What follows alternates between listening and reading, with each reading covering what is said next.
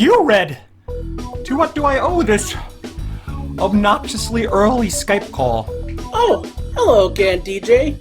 I'm actually calling you to let you know some recent news. Did you know that Rumiko Takahashi's irreverent martial arts sex comedy Ranma 1/2 is coming out with a reboot this coming October? Yeah, I do know, and quite honestly, it's left me a little confused. The man upstairs promised he'd bring me back to life to the world of the living if Ranma were to ever return. And so far, nothing. I'm still here. I'm still trying to figure out what gives. Well, I have to be the bearer of bad news, but you're probably not going to be going anywhere. YouTube has changed a lot since Ranma profiles back in 2013. The copyright has gotten more and more touchy. You won't be able to do character profiles like back in the day. They probably get your channel pulled. You'd think the man upstairs would be more powerful. Nothing is more powerful than the dreaded YouTube policies. Trust me, I know. So, I'm still not getting why you so rudely woke me up. Well, now would be a great time to come out of Ranma retirement, right? Don't you have anything planned? Seriously, you have nothing planned? But people recently have been starting to talk about you once again. This might be a short adrenaline for your channel that has needed over a decade. Come on, dude. You're the Ranma 1/2 character profile guy. So come on. You're the voice of the Ranmaverse. You're the goddamn urban guerrilla patroller. You're right. I am the one-man urban guerrilla patrol. I can't just sit on my hands. Ranma's coming back. I gotta do something. But what? There is one character you never did a profile on. Need I bring up the vice principal from the Ranma 1/2 live-action film, Lord Camembert? That's right! You and I were gonna do a collaboration on that live-action Ranma special, and then YouTube stepped in and said no way. Put the kibosh on it. We can try to respond to that idea and make a character profile. And hell, all the characters in Ranma 1/2 are slightly different in the live-action movie. Why not profile all of them? All of them? What's the matter? Are you out of practice? Well, it's been a bit. I might be a little rusty, but sure thing. Let's take a dive on the cast of Ranma 1/2, the TV movie.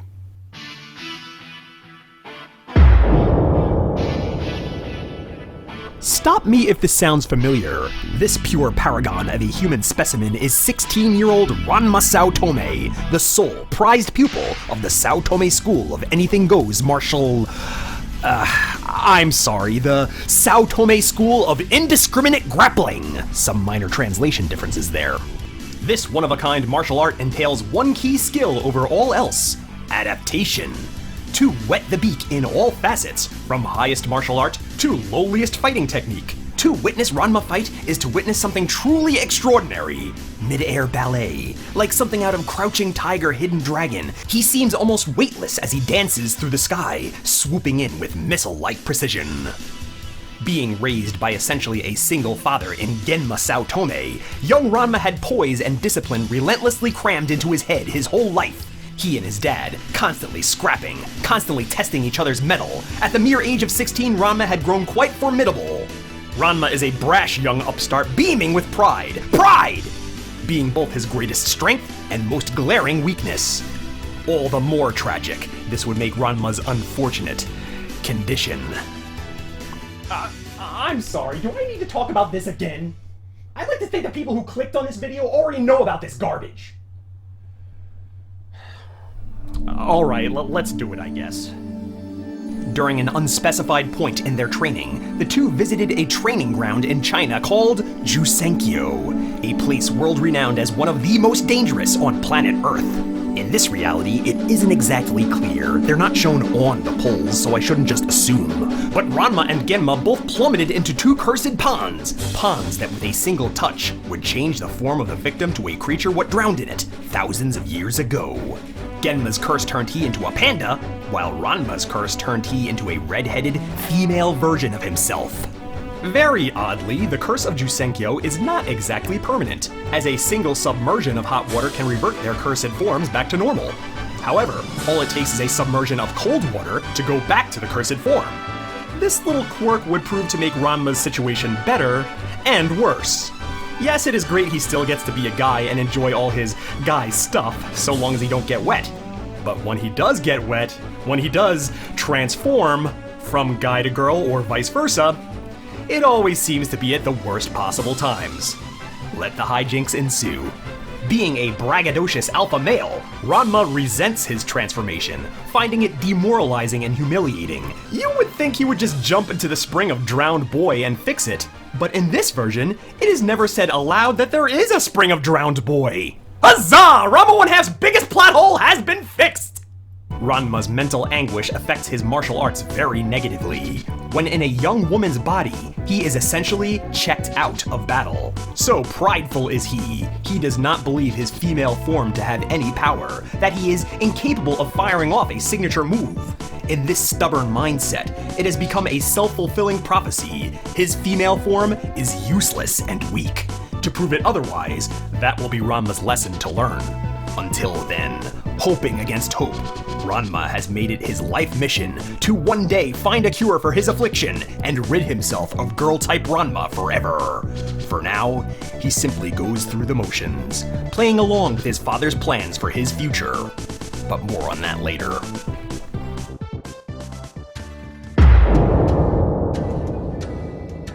Genma Saotome, obviously, is Ranma's father, and a gifted martial artist just like his son. But where he is lacking is his wit, which in fact makes his son superior in many ways. In their violent training sessions, the only way Genma ever gains the upper hand is via something nefarious, hitting low blows both literally and figuratively, writing it off as everything is legal in indiscriminate grappling. In this universe, Genma and Ranma come preloaded with the Maoko Takabisha! Or Dominating Fierce Tiger! This is a lot like a Hadoken from Street Fighter, only it's very large, and it simply appears and disappears, not technically a projectile. Genma is pig-headed and, well, a bit of an a-hole. All he cares about is himself. In the face of adversity, he just wants to get through it, contributing as little as possible. Yes, he as well yearns to be cured of his panda curse, but he's willing to sit back and let Ranma do all the work to find it. In the meantime, he'll be chilling in the background, reaping the small benefits of his panda form, from not having to communicate to, whoa! Alright, this took a turn. Don't recall a Ranma story ever taking place in a brothel. Sonendo is Genma Saotome's childhood friend and fellow practitioner of indiscriminate grappling. It is mentioned briefly they trained under a master Happosai, roaming the earth trying to expand the reach of their art. Ultimately, Son would prove to be the more successful of the two, but barely so. He opened the Tendo training hall in the Japanese town of Narima. He himself is the single father of 3 children, as his wife died young due to illness. He looks to his youngest daughter Akane to be the one to inherit the school and carry on the art to prominence. But presently, the Tendo family is destitute.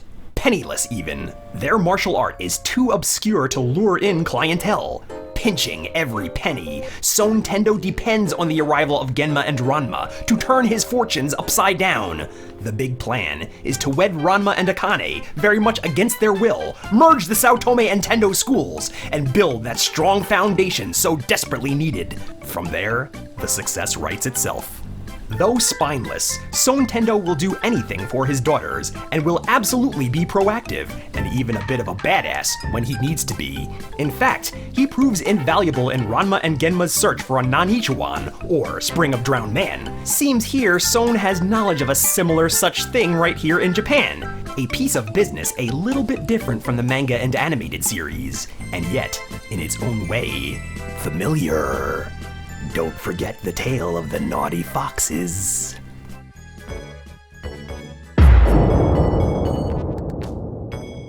Not everyone is cut out to be a mother, and even fewer take to it effortlessly. Kasumi, the Ona-chan, or the eldest of Sonendo's daughters, exhibits that special matriarchal power in spades. When her mother died, she knew exactly what needed to be done, and snapped into that empty place perfectly. She's always there for the Tendos, as a cook, as a homemaker, as a nurturer, as a wise sage. Atop everything else, Kasumi is polite to the utmost fault.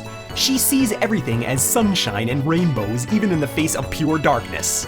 Now, yes, that can be seen as a certain bit of naivete, but notwithstanding, she is the nucleus to family order, and they would be utterly screwed without her. Nabiki may feel the stereotypical woes of being the middle child, but she's not just gonna simply roll over and play dead. Nabiki is not one to get caught in the training hall's trials and drama. She's gonna be off doing her own thing. Not to say she's not gonna get involved, oh no, in the throes of conflict she will be there, but with her own little bit of side hustle. Nabiki knows, above all else, how to get paid. She will never pass up an opportunity to make a quick buck, even through a bit of conniving and blackmail. How good is she? Well, at night she works a part-time job at a local brothel. And while you're probably saying to yourself, how could Sonendo allow this to happen? Cool your jets. Son knows full well she'll get those men to part with their yen without taking off a single article of clothing. She's that damn good. There's a whole lot of saccharine sweetness to this story, but you won't catch a whiff of it off of Nabiki. Be it manga, anime, or here, Nabiki will always play the rebel, through and through.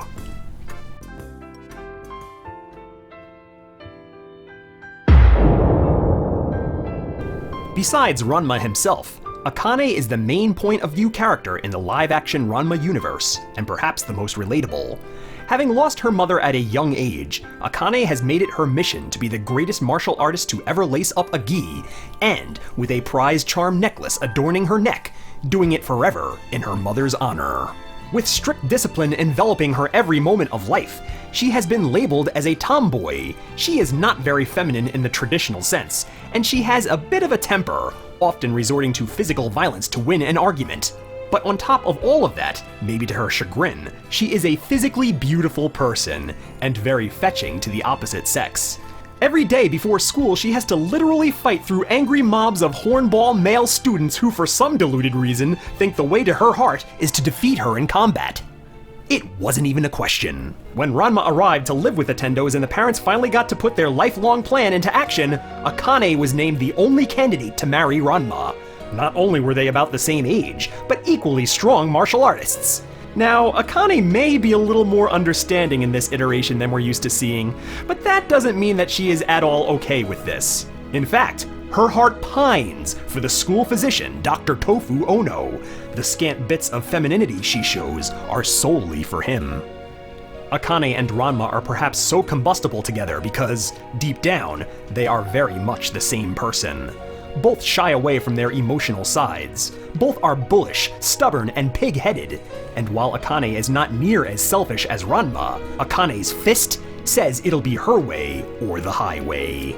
So needless to say, Akane and Ranma do not like each other, at least not like that. But that doesn't mean that they can't learn to along the way.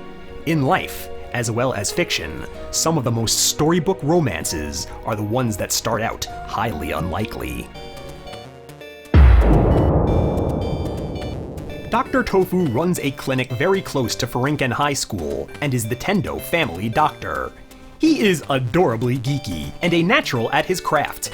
Even the most heinous injuries can usually be healed by his knowledge of the human body's pressure points. With a simple tap, he can set bones right and straighten spines. Akane Tendo, ever physically active since early childhood, could probably be considered a preferred customer. She spent so much time with Dr. Tofu healing her hundreds of injuries, she would develop a strong crush on him, and how could she not? The man has an irresistible innocence about him, an eternal optimism, and exhibits all the natural traits of a good caregiver. That is, until Akane's sister Kasumi comes around. Dr. Tofu may be older, he may be wiser, but he himself has a crush, and this one is wildly out of control. He becomes a befuddled mess every time Kasumi comes to visit, and I'm not just talking about stumbling over his words. The man becomes so useless, he may as well be led around on a leash. Everything he does is an embarrassment. Every word he says is a massive strikeout. Akane is not blind, she can see this, but will not let go willingly. Her crush gives her a sense of safeness, comfort, and stagnation. Hell, the reason she has long hair is because she wants to resemble more her sister, in a futile attempt to look more womanly for the good doctor. It would seem for Akane, this crush would be the last barrier between childhood and adulthood. who knows who would ultimately wield the hammer, or maybe the sickle, to smash that barrier down. And lastly... hey dude? Are we doing spoilers? We are? Okay. Spoiler alert, folks. It is revealed at the end of this movie that Dr. Tofu as well is a student of the School of Indiscriminate Grappling. In a fighting style that covers all the bases, his knowledge of the pressure points is invaluable, subduing and paralyzing charging opponents and eliminating the need for fighting.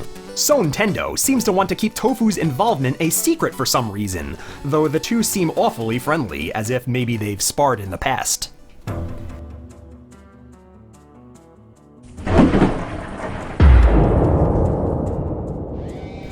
Every day, every morning, Akane Tendo must fend off a mob of warm bodies just to get to class. But only one of they has the clout to have the others step aside and offer he first dibs. It's upperclassman Takaki Kuno, captain of the Furinken High Kendo Club, and he won't let you forget it. The opulent son of the school principal, Kuno projects himself as Blue Thunder, a creature of spotlessness and grace, as well as the school's most dangerous force. All the other students are slaves to his charisma, willing he to gather all the spoils he deeply believes he deserves. Of such spoils is the elusive Akane Tendo, every day the unwanting victim to his charms, thus making Ranma Saotome a natural rival. And though Kuno talks a big talk, he also walks himself a big-ass walk, as his skills are indeed worth boasting about. Like the scorpion signaling its sting when Kuno makes this motion, he's about to blast you with his trademark Senpuken, a sharp upward thrust with icy, windy reach. Perfect for winning a kendo match, even better for depleting enemy numbers. From the outside, it would appear Takaki Kuno to be of elite intelligence, but it's all window dressing. In all honesty, he's as dumb as a rock. His lust for Akane Tendo is only challenged by that of Ranma Saotome's female form. Even though he has literally been told she and Ranma are one and the same, even though he has literally seen Ranma change forms right in front of his eyes, he still doesn't grasp the obvious truth, and it's led to some skeezy, pervy situations. Keep in mind the proud macho male Ranma is. To have this creepy boy crawling all over him, lusting after him, it's enough to make him want to explode, or at least pay a nice visit to a therapist.